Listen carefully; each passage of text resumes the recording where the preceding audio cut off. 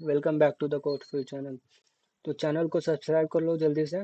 मैंने देखा आप लोग में से बहुत लोगों ने अभी तक चैनल को सब्सक्राइब नहीं किया, तो भाई प्लीज़ कर लो, क्योंकि मैं डेली डी से कंटेंट शेयर करता हूँ एंड मैं वेब डेवलपमेंट भी चालू करने वाला हूँ साइड बाय साइड। तो सब्सक्राइब करना मत भूलना। तो चलो चालू करते हैं। क्वेश्चन का नाम क्या है? Count unique vowel strings. Difficulty medium है। ठीक है, देखते हैं क्या दिया। You are given a lowercase string s. Determine the total number of distinct string that can be formatted using the following rules. ठीक है। then क्या बोला है? Identify all unique vowels a e i o u present in the string. For each distinct vowel, choose exactly one its occurrence from s. If vowel appears multiple times, each occurrence represent a unique selection choice. ठीक है। इसका मतलब क्या बोला है? अगर कोई vowel हमको दो बार आया तो उसका दोनों का अलग अलग आंसर फाइंड करना है। ठीक है, अभी देखते हैं आगे। ठीक है। Generate all possible permutation of the selected vowels. Each unique arrangement count as a distinct string. ठीक है। तो मतलब हमको क्या बोला है? हमको जो स्ट्रिंग दिया है उसमें से वॉवेल सिलेक्ट करना है। अगर कोई वॉवेल मल्टीपल टाइम्स है तो उसको भी काउंट करना है, मतलब उसका भी अलग से आंसर फाइंड करना है। बट आंसर क्या फाइंड कर रहा है हमको? ऑल पॉसिबल परम्यूटेशन फाइंड करना ऑफ सिलेक्टेड वॉवेल्स, मतलब हमको वॉवेल्स के ऑल पॉसिबल परम्यूटेशन फाइंड करना है। ठीक है। अभी जैसे देखो, अगर हमको यहाँ पे देखो ए है, ये ए है। ठीक है, तो अपना देखो ये दो बार हो गया, तो इसका भी आंसर फाइंड करना है। ठीक है, एक बार इसको कंसिडर करके ऑल परम्यूटेशन फाइंड कर रहा है, एक बार इसको कंसिडर करके ऑल परम्यूटेशन फाइंड करना है। ठीक है। ठीक है, तो अभी देखते हैं कैसा कर रहे हैं। तो यहाँ पे देखो अपना क्या दिया हमको, ए या वो दिया है, तो वॉवेल 5 है। तो परम्यूटेशन कितना हो गया, रिजल्ट कितना हो गया? 121। ठीक है। क्योंकि अपना परम्यूटेशन क्या बनता है, अगर यूनिक एलिमेंट्स का परम्यूटेशन कितना बनता है? ठीक है, अपना एन फैक्टोरियल बनता है। अगर कोई एन यूनिक है, यूनिक बोलो या फिर इसमें सेम, अगर मतलब कोई रिपीटेड भी हुआ है ना, तो उसको भी यूनिक कंसिडर करने का बोला है। ठीक है। तो हमको पता है अपना पूरा परम्यूटेशन एन फैक्टोरियल बनता है। ठीक है, एन नंबर के लिए, ठीक है, एन वेरिएबल्स के लिए। अभी देखते हैं यहाँ पे क्या है। यहाँ पे देखो आयो देखते हैं। ठीक है। परम्यूटेशन क्या होता है?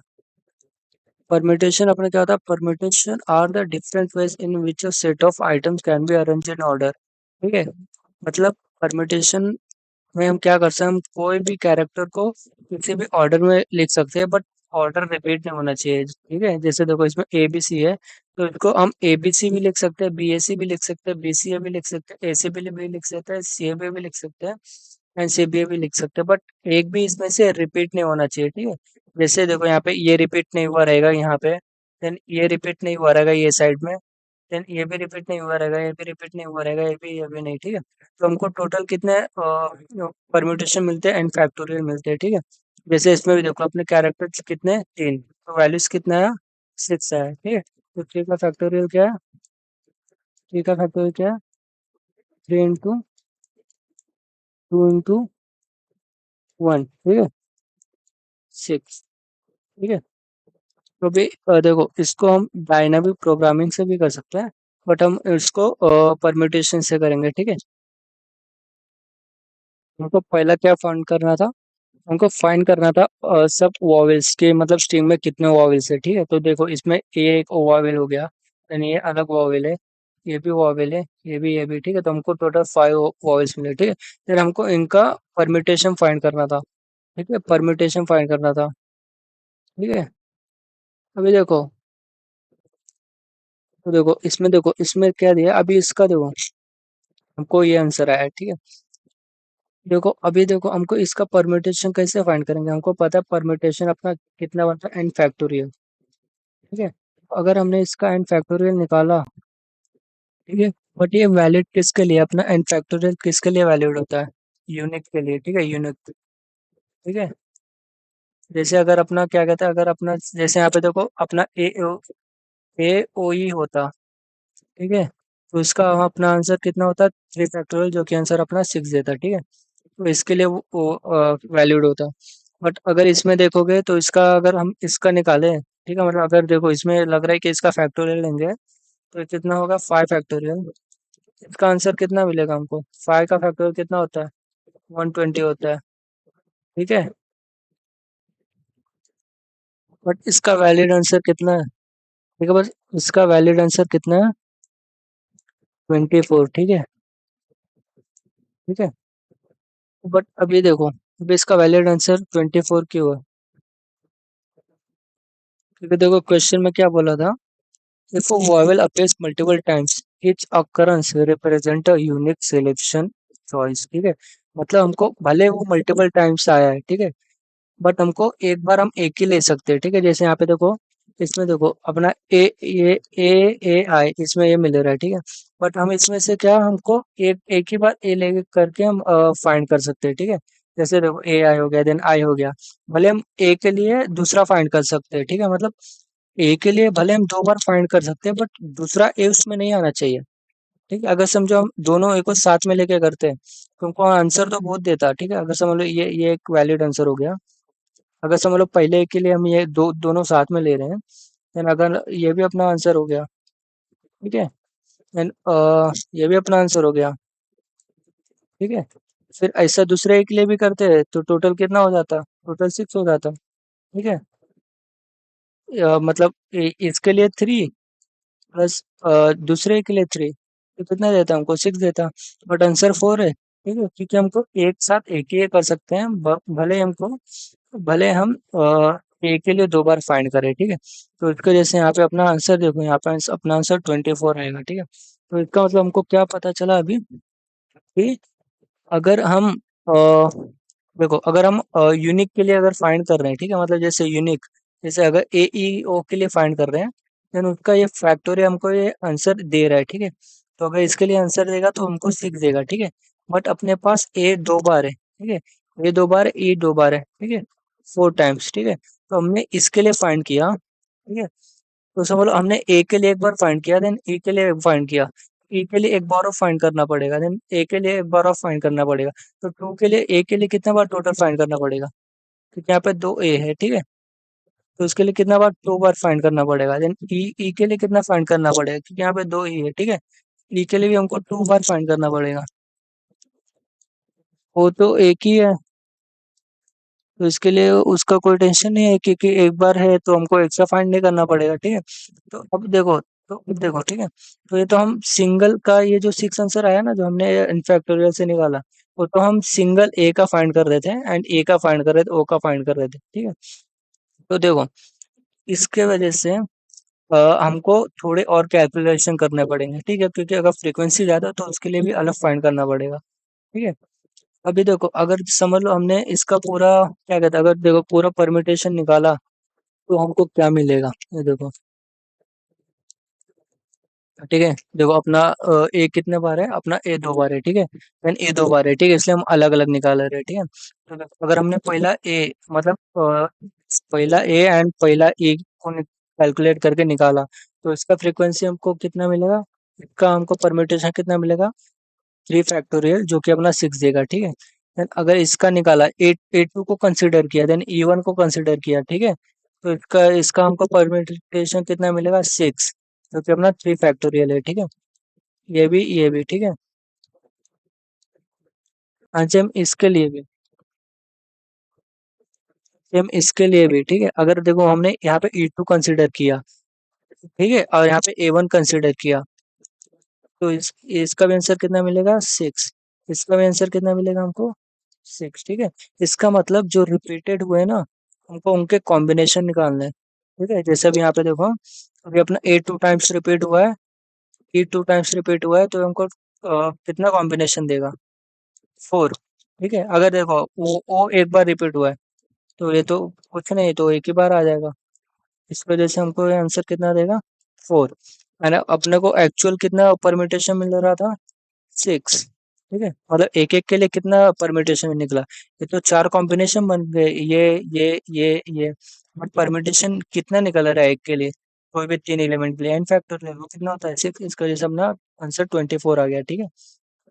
ठीक है, अब इससे हमको क्या पता चल रहा है, ठीक है। इससे हमको क्या पता है, कि देखो एक तो हमको निकालना पड़ेगा ये फ्रीक्वेंसी,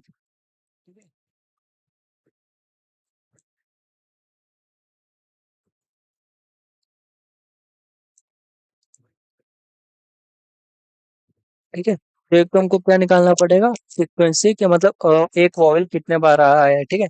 तो उसके लिए हम एक मैप भी यूज कर सकते हैं, हैश मैप, या फिर हम अपना नॉर्मल एरे यूज कर सकते हैं, ठीक है। अ, जिसमें हम ये अपना क्या कहते हैं, अपना ये काउंट प्लस करते जाएंगे, ठीक है। तो अभी देखो अपना ये हम ये अपना पांच साइज का एरे ले सकते हैं, ठीक है। तो अपना जीरो इंडेक्स हो गया, वन, टू, और थ्री, ये फोर, ठीक है। ये अपना क्या डिनोट कर रहा है, स्मॉल है, ठीक है। मतलब इस पे हम क्या स्टोर करेंगे, ए को स्टोर करेंगे, इस पे क्या स्टोर करेंगे, ए को स्टोर करेंगे, इस पे क्या स्टोर करेंगे, आई को स्टोर करेंगे, इस पे क्या स्टोर करेंगे, ओ को स्टोर करेंगे, इस पे क्या स्टोर करेंगे, यू को स्टोर करेंगे। कैसे करेंगे वो देखते हैं, ठीक है। ठीक है, तो इसके लिए हमने तो पहले से इसके लिए इंडेक्स यूज करके रखा है, ठीक है। तो अपना देखा ए है, मतलब तो अपना सी एच अगर ए है, अपना क्या करो, फ्रीक्वेंसी का अपना जीरो को प्लस करो, फ्रीक्वेंसी का जीरो को प्लस प्लस कर दो। अगर अगर बी होता तो वन का प्लस करते। देन अगर सॉरी, अगर अपना ए होता तो वन का प्लस करते हैं। देन अगर अपना आई होता तो टू का फ्रीक्वेंसी प्लस करते हैं, इंडेक्स टू का। देन अगर अपना ओ होता तो इंडेक्स थ्री का फ्रीक्वेंसी प्लस करते हैं। अपना इंडेक्स जब अपना क्या कहते हैं, जब अपना कैरेक्टर ये होता तो इंडेक्स फोर का प्लस करते हैं, ठीक है। तो हम आराम से उसके स्टोर कर सकते हैं, ठीक है।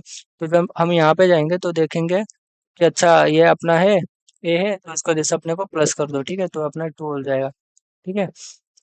और देन यहाँ पे जाएंगे, देखेंगे ओ है तो ओ का भी प्लस कर दो, ये वन हो गया, ठीक है। बट देखेंगे के, तो हमको तो के का काम ही नहीं है ना क्वेश्चन में, कांस्टेंट के तो कोई काम ही नहीं है ना।